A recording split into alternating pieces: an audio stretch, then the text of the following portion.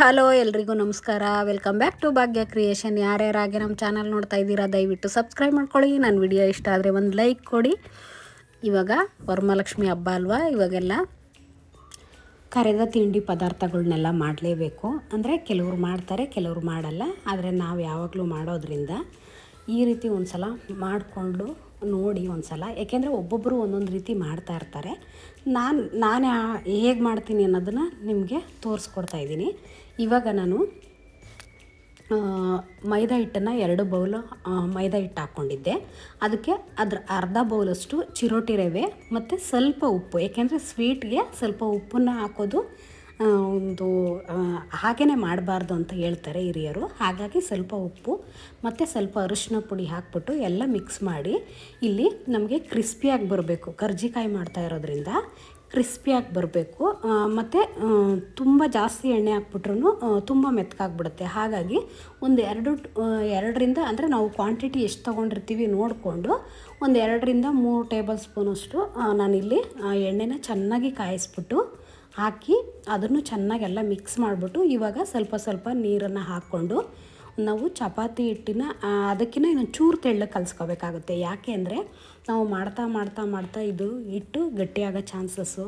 ಹಾಗಾಗಿ ಸ್ವಲ್ಪ ಸ್ಟಾರ್ಟಿಂಗೆ ನಾವು ತೆಳುವಾಗಿ ಕಲಿಸ್ಕೊಂಡ್ರೆ ನಮಗೆ ಲಾಸ್ಟಿಗೆ ತುಂಬ ಈಸಿ ಆಗುತ್ತೆ. ಹಾಗಾಗಿ ಇವಾಗ ನೋಡಿ, ಸ್ವಲ್ಪ ಈ ರೀತಿ ಚೆನ್ನಾಗಿ ನಾದ್ಬಿಟ್ಟು ಸ್ವಲ್ಪ ಎಣ್ಣೆನ ಹಾಕ್ಕೊಂಬಿಟ್ಟು ಇದನ್ನು ಎತ್ತಿಡಬೇಕು ಸ್ವಲ್ಪ ಮೇಲ್ಗಡೆ ಎಲ್ಲ. ಯಾಕೆಂದರೆ ಡ್ರೈ ಆಗಬಾರ್ದಲ್ವ. ಹಾಗಾಗಿ ಅಂದರೆ ನಿಮಗೆ ಸ್ಟಾರ್ಟಿಂಗೆ ತೆಳುವು ಅಂತ ಹೇಳಿದ್ದೀನಿ ಅಂದ್ಕೊಂಡು ನೀವು ತುಂಬ ತೆಳುವಾಗೂ ಕಲಿಸ್ಕೋಬಾರ್ದು. ಒಂದು ಚಪಾತಿ ಹಿಟ್ಟಿಗಿನ್ನ ಇನ್ನೊಂದು ಚೂರು ತೆಳುವಷ್ಟೇ, ಅಷ್ಟಿದ್ರೆ ಸಾಕು ನಿಮಗೆ ಪರ್ಫೆಕ್ಟಾಗಿ. ಸ್ಟಾರ್ಟಿಂಗಲ್ಲಿ ನಿಮಗೆ ಸ್ವಲ್ಪ ಅರಿಯೋದಕ್ಕೆ ಇದಾಗ್ಬೋದಷ್ಟೇ.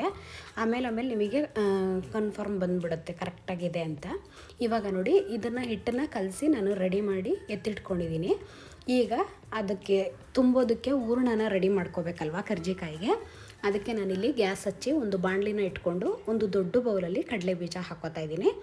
ಅದನ್ನು ಚೆನ್ನಾಗಿ ಹುರ್ಕೋಬೇಕು. ಅಂದರೆ ಉರಿನ ಜಾಸ್ತಿ ಮಾಡಿ ಹುರ್ಕೊಂಡ್ರೆ ಹಸಿಯಾಗಿರುತ್ತೆ. ಹಾಗಾಗಿ ನಾವು ಒಂದು ಮೀಡಿಯಮಲ್ಲಿ ಉರಿನ ಇಟ್ಕೊಂಡು ಇದನ್ನು ತುಂಬ ಚೆನ್ನಾಗಿ ಹುರಿದಷ್ಟು ನಮಗೆ ಅಷ್ಟು ರುಚಿಯಾಗಿ ಬರುತ್ತೆ.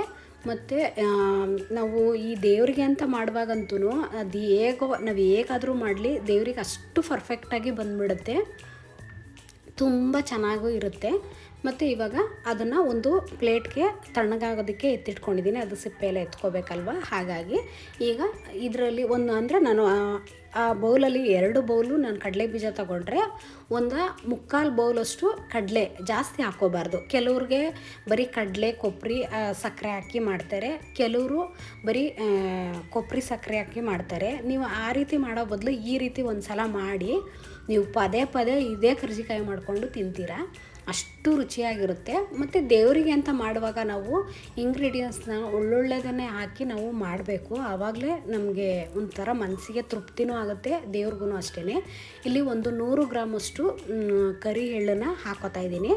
ಅಂದರೆ ಟೇಸ್ಟು ತುಂಬ ಚೆನ್ನಾಗಿರುತ್ತೆ. ನೀವು ಅಕಸ್ಮಾತ್ ಬ್ಲ್ಯಾಕ್ ಎಳ್ಳಿಲ್ಲ ಅಂದರೆ ವೈಟ್ ಎಳ್ಳಿದ್ರೆ ಅದನ್ನು ಬೇಕಾದರೂ ಹಾಕ್ಕೋಬೋದು, ತೊಂದರೆ ಇಲ್ಲ. ಬಟ್ಟು ಬ್ಲ್ಯಾಕ್ ಎಳ್ಳು ತುಂಬ ರುಚಿ ಕೊಡುತ್ತೆ, ನೋಡೋದಕ್ಕೂ ಅಷ್ಟೇ ತುಂಬ ಚೆನ್ನಾಗಿರುತ್ತೆ. ಮತ್ತು ಇಲ್ಲಿ ಗಸಗಸೆನೇ ತೊಗೊಂಡಿದ್ದೀನಿ. ಇಲ್ಲಿ 100 ಗ್ರಾಮ್ ಗಸಗಸೆನೂ ಹುರಿದಿದ್ದೀನಿ. ಬಟ್ಟು ಇಲ್ಲಿ ಒಂದು 50 ಗ್ರಾಮಷ್ಟು ನಾನು ಆ್ಯಡ್ ಮಾಡ್ಕೊಳ್ಳೋದು. ನೋಡಿ, ಇವಾಗ ಎಲ್ಲದನ್ನು ಹುರಿದ್ಬಿಟ್ಟು ಇವಾಗ ತಣ್ಣಗೆ ಮಾಡೋದಕ್ಕೆ ಎತ್ತಿಟ್ಟಿದ್ನಲ್ಲ ಕಡಲೆ ಬೀಜ, ಅದ್ರದ್ದು ಸಿಪ್ಪೆ ಎಲ್ಲ ತೆಗಿಬೇಕು. ಅದನ್ನು ತೆಗೆದು ಇವಾಗ ಒಂದು ಜಾರ್ಗೆ ಇದನ್ನು ಹಾಕೋತಾ ಇದ್ದೀನಿ. ಈಗ ಇದನ್ನು ಪುಡಿ ಮಾಡ್ಕೋಬೇಕು. ಹಾಗಂತ ಪುಡಿ ಮಾಡ್ತೀನಿ ಅಂತ ನುಣ್ಣಗೆ ಪುಡಿ ಮಾಡಬಾರ್ದು. ಈ ರೀತಿ ಅಂದರೆ ದದ್ದದ್ರಾಗಿರಬೇಕು. ಸ್ವಲ್ಪ ಕಡಲೆ ಬೀಜ ಹಾಗೆ ಇರಬೇಕು, ಫುಲ್ಲು ಪೇಸ್ಟ್ ಥರ ಆಗಬಾರ್ದು. ತುಂಬಾ ರುಚಿಯಾಗಿರುತ್ತೆ. ಅದು ಬಾಯಿಗೆ ಸಿಗಬೇಕು. ಕಡಲೆನೂ ಅಷ್ಟೇ, ಅದನ್ನು ಅಷ್ಟೇ ನೀವು ತುಂಬ ನುಣ್ಣಗೆ ಪುಡಿ ಮಾಡಬಾರ್ದು. ಒಂದು ಮೀಡಿಯಮಲ್ಲಿ ಒಂದೊಂದು ಸಲ ಮಿಕ್ಸಿನ ಆಫ್ ಆ್ಯಂಡ್ ಆನ್ ಮಾಡಿಕೊಂಡು ನೀವು ಮಾಡಿದ್ರೆ ನಿಮಗೆ ಪರ್ಫೆಕ್ಟಾಗಿ ಬರುತ್ತೆ. ಹಾಗಾಗಿ ಇವಾಗ ಕಡಲೆನೂ ಎಲ್ಲದನ್ನೂ ಒಂದು ಪ್ಲೇಟ್ಗೆ ಎತ್ತಿಟ್ಕೊಂಡಿದ್ದೀನಿ. ಮತ್ತು ಇಲ್ಲಿ ಎಳ್ಳೂ ಅಷ್ಟೇ, ಇದೂ ಅಷ್ಟೇ ಒಂದು ಸಲ ಆನ್ ಆ್ಯಂಡ್ ಆಫ್ ಮಾಡಿಕೊಂಡು ನೀವು ಮಾಡಿಕೊಂಡ್ರೆ ನಿಮಗೆ ಪರ್ಫೆಕ್ಟಾಗಿ ಪುಡಿ ಆಗುತ್ತೆ. ಮತ್ತು ಇಲ್ಲಿ 1.5 ಬೌಲಷ್ಟು ನಾನು ಇಲ್ಲಿ ಶುಗರ್ನ ತಗೊಂಡಿದ್ದೀನಿ. ನಿಮಗೆ ಸ್ವೀಟ್ ಅಕಸ್ಮಾತ್ ಜಾಸ್ತಿ ಬೇಕು ಅಂತಂದರೆ ನೀವು ಜಾಸ್ತಿ ಹಾಕ್ಕೋಬೋದು, ಇಲ್ಲ ನಾರ್ಮಲ್ಲಾಗಿ ಕರೆಕ್ಟಾಗಿ ಪರ್ಫೆಕ್ಟಾಗಿರಲಿ ಅಂದರೆ ನಾನು ಮಾಡ್ತಾ ಇರೋ ಕ್ವಾಂಟಿಟಿಗೆ ಇದು ಪರ್ಫೆಕ್ಟಾಗಿ ಕರೆಕ್ಟಾಗಿ ಬರುತ್ತೆ. ಹಾಗಾಗಿ ನೋಡಿ ಇಲ್ಲಿ ಒಂದು ತಟ್ಟೆಗೆ ನಾನು ಎಲ್ಲದನ್ನು ಪುಡಿ ಮಾಡಿ ಹಾಕ್ಕೊಂಡಿದ್ದೀನಿ. ಈಗ ಸಕ್ಕರೆನೂ ಪುಡಿನ ಮಾಡಿ ಹಾಕೋತಾ ಇದ್ದೀನಿ. ಏಕೆಂದರೆ ಕೆಲವರು ಸಕ್ಕರೆನ ಹಾಗೆ ಹಾಕಿದ್ರೆ ಅದು ಕರಗಲ್ಲ, ಬೇಕಾದ್ರೆ ರವೆ ಉಂಡೆಗೆ ಹಾಗೆ ಹಾಕೋಬೋದು. ಬಟ್ ಇದಕ್ಕೆಲ್ಲ ಮಾಡುವಾಗ ನಾವು ಪುಡಿ ಮಾಡಿ ಹಾಕಿದ್ರೆ ನಮಗೆ ಪರ್ಫೆಕ್ಟ್ ಟೇಸ್ಟ್ ಬರುತ್ತೆ. ಇಲ್ಲಿ ಗಸಗಸೆನ 50 ಗ್ರಾಮಷ್ಟು ಗಸಗಸೆನ ಹಾಕಿದ್ದೀನಿ. ನಿಮಗೆ ರುಚಿ ಅಂತೂ ತುಂಬಾ ರುಚಿಯಾಗಿರುತ್ತೆ, ತುಂಬಾ ಒಳ್ಳೆಯದು ಕೂಡ. ಮತ್ತು ಇಲ್ಲಿ ಒಂದು ಕೊಬ್ಬರಿನ ತುರಿದು ಹಾಕ್ಕೊಂಡಿದ್ದೀನಿ. ಅಂದರೆ ಸ್ವಲ್ಪ ಲೇಯರಾಗಿ ಬರಬೇಕು ಕೊಬ್ಬರಿ ತುರಿ, ಹಂಗೆ ತುರ್ಕೋಬೇಕು, ಪೂರ ನುಣ್ಣಗೆ ಪುಡಿ ಮಾಡಬಾರ್ದು. ಅಷ್ಟು ಕೊಬ್ಬರಿ ತುರಿಯೋದ್ರಲ್ಲಿ ಅಷ್ಟು ನೀಟಾಗಿ ತುರ್ಕೋಬೇಕು. ಮತ್ತು ಇಲ್ಲಿ ಸ್ವಲ್ಪ ಏಲಕ್ಕಿ, ಸ್ವಲ್ಪ ಜಾಯಿಕಾಯಿ ಪುಡಿನ ಹಾಕ್ಕೊಂಡು ಈ ರೀತಿ ಎಲ್ಲ ಮಿಕ್ಸ್ ಮಾಡ್ಕೋಬೇಕು. ಇವಾಗ ನಾನು ಒಂದು ಬೌಲ್ಗೆ ಹಾಕೋತಾ ಇದ್ದೀನಿ, ಯಾಕೆಂದರೆ ತಟ್ಟೆಯಲ್ಲಿ ಜಾಸ್ತಿ ಟೈಮ್ ತೊಗೊಳುತ್ತೆ ಮಿಕ್ಸ್ ಮಾಡೋದಕ್ಕೆ. ಇದರಲ್ಲಾದರೆ ಚೆನ್ನಾಗಿ ಮಿಕ್ಸ್ ಮಾಡ್ಕೊಂಬಿಟ್ರೆ ನಿಮಗೆ ತುಂಬ ಈಸಿಯಾಗಿ ಆಗೋಗುತ್ತೆ, ಚೆಲ್ಲಲ್ಲ. ಹಾಗಾಗಿ ಈ ರೀತಿ ಪುಡಿ ಮಾಡಿ ಇಟ್ಕೊಂಡು ಒಂದು ಬಾಕ್ಸಿಗೆ ಇಟ್ಕೊಳ್ಳಿ. ಏಕೆಂದರೆ ನೀವು ಮಾಡಬೇಕಾದ್ರೆ ನೀವು ಅಂದರೆ ಕ್ಲೀನಾಗಿ ಗಾಳಿ ಹೋಗ್ದಂಗೆ ನೀವು ಇದನ್ನು ಮಾಡಿಬಿಟ್ಟು ಎತ್ತಿಟ್ಕೊಂಡು ನಿಮಗೆ ಯಾವಾಗ ಬೇಕೋ ಆವಾಗ ಮಾಡ್ಕೋಬೋದು. ಹಂಗಂತ ಜಾಸ್ತಿ ದಿವಸನೂ ಇಡೋಕ್ಕಾಗಲ್ಲ, ಒಂದು ವಾರ 15 ದಿವಸ ಅಂತೂ ಇಟ್ಕೋಬೋದು. ಏಕೆಂದರೆ ಕಡಲೆಬೀಜ ಎಲ್ಲ ಹುರಿದಿರ್ತೀವಲ್ವ, ಯಾವುದೂ ಉರಿದಲೇ ಹಾಕಿರಲ್ಲ. ಹಾಗಾಗಿ ನೀವು ಕೊಬ್ಬರಿನೂ ಅಷ್ಟೇ ಬೇಕಾದ್ರೆ ಸ್ವಲ್ಪ ದಿವಸ ಇಡ್ತೀನಿ ಅಂದರೆ ಹುರಿದ್ಬಿಟ್ಟು ಹಾಕ್ಕೋಬೋದು. ನಾನಿಲ್ಲಿ ಹಾಗೇ ಹಾಕಿದ್ದೀನಿ. ಇಲ್ಲ ಅಂದರೆ ನೀವು ಒಂದು ಸ್ವಲ್ಪ ಇವಾಗ ಮಾಡೋಕ್ಕೆ ಟೈಮ್ ಇಲ್ಲ ಅಂದಾಗ ನೀವು ಒಂದು ಸ್ವಲ್ಪ ಮಾಡಿಕೊಂಡು ಇನ್ನು ಮಿಕ್ಕಿದ್ದನ್ನು ಎತ್ತಿಕೊಂಡು ಒಂದು 4-5 ದಿವಸ ಬಿಟ್ಟು ಬೇಕಾದ್ರೆ ಮಾಡ್ಕೋಬೋದು. ಇಲ್ಲಿ ನಾನು ಒಂದೇ ಸಲ ಮಾಡ್ತಾಯಿಲ್ಲ, ಸ್ವಲ್ಪ ಮಾತ್ರ ಮಾಡ್ಕೋತಾ ಇದ್ದೀನಿ. ಅಂದರೆ ದೇವ್ರ ಪೂಜೆಗೆ ಮಡಿಯಿಂದ ಮಾಡಬೇಕಲ್ವ, ಹಾಗಾಗಿ ಎಷ್ಟು ಬೇಕೋ ಅಷ್ಟನ್ನು ಮಾಡಿಟ್ಕೊಂಡ್ರೆ ನಮಗೆ ತಿನ್ನಬೇಕು ಅನ್ನಿಸ್ದಾಗ ಬೇಕಾದ್ರೆ ಮಾಡ್ಕೋಬೋದು ಅಂತ. ಇವಾಗ ನಾನು ಅದನ್ನೆಲ್ಲ ರೆಡಿ ಮಾಡಿ ಎತ್ತಿಟ್ಕೊಂಡು ಇವಾಗ ಗ್ಯಾಸ್ ಹಚ್ಚಿ ಒಂದು ಬಾಣಲಿನ ಇಟ್ಟು ಎಣ್ಣೆನ ಕಾಯೋದಕ್ಕೆ ಇಟ್ಕೊಂಡಿದ್ದೀನಿ. ಅಂದರೆ ಸ್ವಲ್ಪ ಒಂದು ಮೀಡಿಯಮ್ ಊರಿಲಿ ಕಾಯೋದಕ್ಕೆ ಇಟ್ಕೊಂಡಿದ್ದೀನಿ. ನಾನಿಲ್ಲಿ ಕರ್ಜಿಕಾಯಿನ ರೆಡಿ ಮಾಡ್ಕೊಳ್ಳೋದ್ರೊಳಗೆ ಎಣ್ಣೆ ಕರೆಕ್ಟಾಗಿ ಕಾಯ್ದಿರುತ್ತೆ. ಹಾಗಾಗಿ ಇಲ್ಲಿ ನಾವು ಪೂರಿ ಮಾಡೋದಕ್ಕೆ ಹೇಗೆ ಉಂಡೆ ತೊಗೋತೀವೋ ಅಷ್ಟನ್ನು ತೊಗೋಬೇಕು. ಸ್ವಲ್ಪ ಹಿಟ್ಟನ್ನು ಹಾಕ್ಕೊಂಡು ಈ ರೀತಿ ಪೂರಿ ಹೇಗೆ ಲಟ್ಟಿಸ್ತೀವೋ ಅದೇ ರೀತಿ, ಅಂದರೆ ಅದು ಸ್ವಲ್ಪ ದಪ್ಪ ಲಟ್ಟಿಸ್ತೀವಿ. ಇದು ಒಂದು ನಾರ್ಮಲ್ ಆಗಿರಬೇಕು, ಅಂದರೆ ತುಂಬ ತೆಳುವು ಇರಬಾರ್ದು, ತುಂಬ ದಪ್ಪನೂ ಇರಬಾರ್ದು. ಇಲ್ಲಿ ಒಂದು ಮೀಡಿಯಮ್ ಲೇಯರಲ್ಲಿ ನಾವು ಇದನ್ನು ಲಟ್ಟಿಸಿ ಈ ರೀತಿ ಇಟ್ಕೊಂಡಿದ್ದೀನಿ. ಅಂದರೆ ಇದು ಈ ರೀತಿ ಲಟ್ಟಿಸಿ ಇಟ್ಬಿಟ್ರೆ ಹಾರ್ಕೊಂಡ್ಬಿಡುತ್ತೆ ಹಿಟ್ಟು, ಆವಾಗ ನಿಮಗೆ ಕರ್ಜಿಕಾಯಿ ಒಡೆಯೋ ಚಾನ್ಸಸ್ಸು ಇರುತ್ತೆ. ಅದಕ್ಕೋಸ್ಕರ ನೀವೇನು ಮಾಡಬೇಕು ಅಂದರೆ ಇಬ್ಬರಿದ್ದರೆ ನಿಮಗೆ ತುಂಬ ಈಸಿ ಆಗುತ್ತೆ. ಒಬ್ಬರಿದ್ದಾಗ ಒಂದು 4 ಈ ರೀತಿ ಪೂರಿ ಥರ ಮಾಡಿಕೊಂಡು ನೀವು ಈ ರೀತಿ ಸ್ಟಫಿಂಗ್ ಮಾಡ್ಕೋಬೇಕಾಗುತ್ತೆ. ಇಲ್ಲಿ ಕರ್ಜಿಕಾಯ್ದು ಪ್ರೆಷರ್ ಬರುತ್ತಲ್ವ, ಆ ಥರದನ್ನು ನೀವು ಯಾವ ಡಿಸೈನ್ ಬೇಕಾದರೂ ಸಿಗುತ್ತೆ, ಅದರಲ್ಲಿ ಬೇಕಾದ್ರೂ ಮಾಡ್ಕೋಬೋದು. ನಿಮ್ಗೆ ಈ ರೀತಿ ಇಲ್ಲ ಅಂದಾಗ ನೀವು ಕೈಲಿ ಕೂಡ ಮಾಡ್ಕೋಬೋದು. ಕೈಲೇ ಮಾಡ್ತಾರೆ, ತುಂಬ ಜನರಿಗೆ ಅಭ್ಯಾಸ ಇರುತ್ತೆ, ಕೈಲೇ ಮಾಡ್ತಾರೆ, ಹೊಡ್ಕೊಳ್ಳಲ್ಲ. ಈಗ ನಾನು ಈ ರೀತಿ ಮಾಡುವಾಗ ಅದಕ್ಕೆ ಕರ್ಜಿಕಾಯಿ ಒತ್ತೋದಕ್ಕೆ ಸ್ವಲ್ಪ ಎಣ್ಣೆನ ಸ್ಪ್ರೆಡ್ ಮಾಡಿದ್ದೀನಿ, ಏಕೆಂದರೆ ಅಂಟ್ಕೊಬಿಡುತ್ತೆ ಹಿಟ್ಟು ಅಂತ.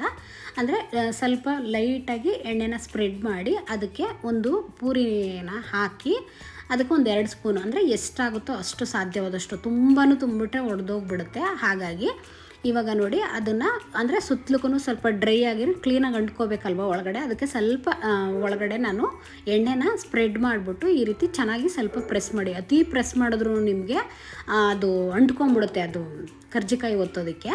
ಹಾಗಾಗಿ ನಾವು ಜಾಸ್ತಿ ಒಂದು ಮೀಡಿಯಮಲ್ಲಿ ಪ್ರೆಸ್ ಮಾಡಿ ಅದನ್ನು ಮೆತ್ತಗೆ ಎತ್ಕೋಬೇಕು. ನಿಧಾನಕ್ಕೆ ತೆಗೆದಾಗ ನಿಮಗೆ ಈ ರೀತಿ ಬರುತ್ತೆ. ಮತ್ತು ಎಡ್ಜಸ್ನೆಲ್ಲ ಕೈಲಿ ಚೆನ್ನಾಗಿ ಪ್ರೆಸ್ ಮಾಡ್ಕೊಳ್ಳಿ, ಏಕೆಂದರೆ ನಾವು ಎಣ್ಣೆಗೆ ಹಾಕಿದಾಗ ಓಪನ್ ಆಗಿಬಿಟ್ರೆ ಎಣ್ಣೆ ಎಲ್ಲ ಗಲೀಜಾಗಿಬಿಡುತ್ತೆ. ಅದಕ್ಕೋಸ್ಕರ ಇವಾಗ ನೋಡಿ ಈ ರೀತಿ ಸ್ಟಫಿಂಗ್ ಮಾಡಿಕೊಂಡು ನೋಡಿ ಇಲ್ಲಿ ಸೈಡಲ್ಲಿ ನಾನು ಎಣ್ಣೆನ ಹಾಕೋತಾ ಇದ್ದೀನಿ.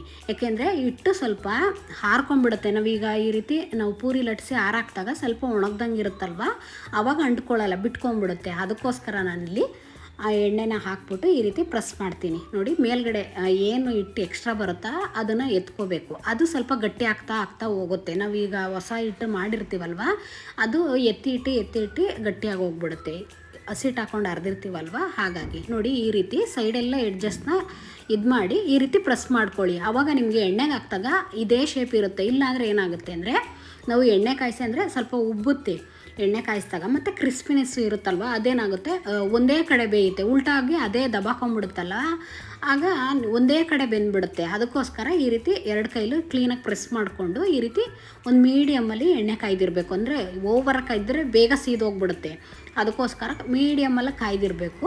ಮತ್ತು ಉರಿನೂ ಅಷ್ಟೇ ಒಂದು ಮೀಡಿಯಮಲ್ಲಿ ಇಟ್ಕೊಂಡೆ ಇದನ್ನು ಮಾಡಬೇಕು. ಆವಾಗ ನಿಮಗೆ ನೋಡಿ ಈ ರೀತಿ ಅಕಸ್ಮಾತ್ ಪ್ರೆಸ್ ಮಾಡಿಲ್ಲ ಅಂದರೆ ಅದೇ ಉಲ್ಟಾ ಆಯಿತು. ಮತ್ತೆ ಅದನ್ನು ಉಲ್ಟಾ ಮಾಡಿದಾಗ ಉಲ್ಟಾನೇ ಆಗಲ್ಲ ಕೆಲವೊಂದು. ಅದಕ್ಕೋಸ್ಕರ ಪ್ರೆಸ್ ಮಾಡ್ಕೊಳ್ಳಿ ಅಂತ ಹೇಳಿದ್ದಷ್ಟೇ. ಇವಾಗ ಈ ರೀತಿ ಒಂದೊಂದೇ ಅಂದರೆ ನೀವು ಎಣ್ಣೆ ಎಷ್ಟು ಹಾಕಿದ್ದೀರಾ ಅದನ್ನು ನೋಡಿಕೊಂಡು ಅತಿ ಹೆಚ್ಚು ಹಾಕೋಬಾರ್ದು, ಒಡೆದೋಗೋ ಚಾನ್ಸಸ್ ಇರುತ್ತೆ. ಹಾಗಾಗಿ ನಿಮಗೆ ಎಷ್ಟಾಗುತ್ತೋ ಅಷ್ಟನ್ನು ಸಾಧ್ಯವಾದಷ್ಟು ಹಾಕ್ಕೊಂಡು ಈ ರೀತಿ ಅಂದರೆ ಚೆನ್ನಾಗಿ ಒಂದು ಸಲ ಹಾಕಿದ್ಮೇಲೆ ಕ್ಲೀನಾಗಿ ಅದು ಬೆಂದಾದಮೇಲೆ ಒಂದು ಸ್ವಲ್ಪ ಸೈಡ ಮಾಡಿಕೊಂಡು ಅದನ್ನು ಜಾಸ್ತಿ ಸೆಂಟ್ರಲ್ಲಿ ಪ್ರೆಸ್ ಮಾಡಬಾರ್ದು. ಎಡ್ಜಸ್ಸಲ್ಲೇ ಈ ರೀತಿ ಉಲ್ಟಾ ಮಾಡ್ಕೋಬೇಕಾಗುತ್ತೆ. ಅಂದರೆ ನಾವು ಒಂದು ಮೀಡಿಯಮ್ ಉರಿಲಿ ಬೇಯಿಸೋದಷ್ಟು ನಮಗೆ ಇದು ರುಚಿನೂ ಬರುತ್ತೆ, ಕಲ್ಲರು ಅಷ್ಟೇ ನೋಡೋದಕ್ಕೆ ಬರುತ್ತೆ. ಇವಾಗ ಈ ರೀತಿಯಾಗಿರುತ್ತೆ, ಎತ್ತಿಬಿಡ್ತಾರೆ. ಆವಾಗ ನಮಗೇನಾಗುತ್ತೆ, ನಮಗೆ ಬೇಗ ಕ್ರಿಸ್ಪಿನೆಸ್ಸು ಇರಲ್ಲ, ಒಂದು ಬೇಗ ಹಾಳಾಗ್ಬಿಡುತ್ತೆ, ಮತ್ತು ಬೇಯಿಸೇ ಇಲ್ಲ ಅಂತ ಅನ್ಕೋತಾರೆ. ಅಂದರೆ ಇದು ಗೋಲ್ಡನ್ ಕಲರ್ ಬರಬೇಕು, ಆ ರೀತಿ ನಾವು ಇದನ್ನು ಬೇಯಿಸ್ಕೋಬೇಕು. ನೋಡಿ ಈ ರೀತಿ ಮಗ್ಚಿ ಈ ರೀತಿ ಬೇಯಿಸ್ಕೊಂಡ್ರೆ ನಿಮಗೆ ಪರ್ಫೆಕ್ಟಾಗಿ ಕಲ್ಲರು ಇರುತ್ತೆ, ಟೇಸ್ಟು ಅಷ್ಟೇ ಚೆನ್ನಾಗಿರುತ್ತೆ. ಈ ವಿಧಾನದಲ್ಲಿ ನೀವು ಮಾಡ್ಕೊಳ್ಳೋದ್ರಿಂದ ನಿಮಗೆ ಒಂಥರ ನೋಡೋದಕ್ಕೂ ಒಂದು ಖುಷಿ ಆಗುತ್ತೆ. ನಾವು ಪೂಜೆಗೆ ಮಾಡಿಟ್ಟಾಗ್ಲೂ ಅಷ್ಟೇ ನಮ್ಗೆ ಅಷ್ಟೇ ಒಂದು ಖುಷಿ, ನಾವು ಇಷ್ಟು ನೀಟಾಗಿ ಮಾಡಿಟ್ಟಿದ್ದೀವಿ ಅನ್ನೋದು ಒಂದು ಖುಷಿ ಇರುತ್ತೆ. ಮತ್ತು ಒಂದು ಸಲ ಟ್ರೈ ಮಾಡಿ ನೀವು, ನಿಮಗೆ ಗೊತ್ತಾಗ್ಬಿಡುತ್ತೆ. ಇವಾಗ ಒಂದು ಸಲ ನಾನು ಮಾಡಿ ಎತ್ತಿಟ್ಕೊಂಡೆ, ಈಗ ಮತ್ತೆ ಹಾಕೋತಾ ಇದ್ದೀನಿ.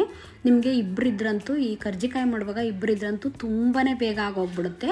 ಬಟ್ ನೀಟಾಗಿ ಮಾಡೋದ್ರಿಂದ ನಿಮಗೆ ಯಾವುದೂ ಒಡ್ಕೊಳ್ಳಲ್ಲ. ಒಡ್ಕೊಂಡ್ರೆ ಮಾತ್ರ ಎಣ್ಣೆ ಎಲ್ಲ ತುಂಬ ಗಲೀಜಾಗುತ್ತೆ. ಅದಕ್ಕೆ ಇದನ್ನು ಭಾಳ ಹುಷಾರಿಂದ ಕರೆಕ್ಟಾಗಿ ವಿಧಾನವಾಗಿ ಮಾಡಬೇಕು. ಆವಾಗ ನಿಮಗೆ ತುಂಬ ಚೆನ್ನಾಗಿ ಬರುತ್ತೆ.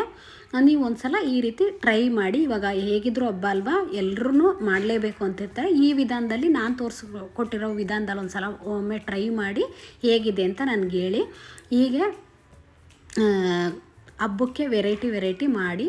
ಈಗ ನಮ್ಮ ಚಾನಲ್ನ ಸಪೋರ್ಟ್ ಮಾಡಿ, ಸಬ್ಸ್ಕ್ರೈಬ್ ಮಾಡ್ಕೊಳ್ಳಿ, ಶೇರ್ ಮಾಡಿ, ಕಮೆಂಟ್ ಮಾಡಿ. Thank you for watching.